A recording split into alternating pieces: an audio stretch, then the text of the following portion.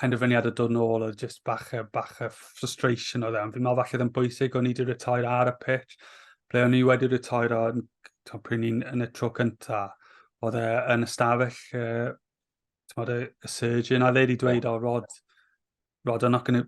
Ac es i am manager fi ar y pryd, Mark Jones, so mae fe'n neud y red button nawr I sgorio. A ni di dweud i'r surgeon, dweud, like, listen, Mark, you know, he's old school.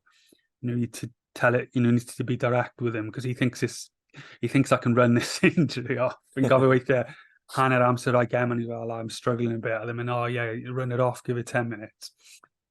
So wnaethon ni weld, oedd Mark di dod dy fi, a nath y surgeon mynd I Mark and mynd, oh, I'm not going to beat around the bush. Rhodri's got the knee of a 50-year-old ex-footballer at 24. A yna'n bach a surprise o fi. O'n i'n gwybod bod pan glin fi ddim yn gret. O'n i'n meddwl, whoa, I didn't realise it was that bad. So, meddwl oedd y neges yna di mynd trwy Mark. Ond fel dweud, fi yn haps o'n i wedi dod nôl, achos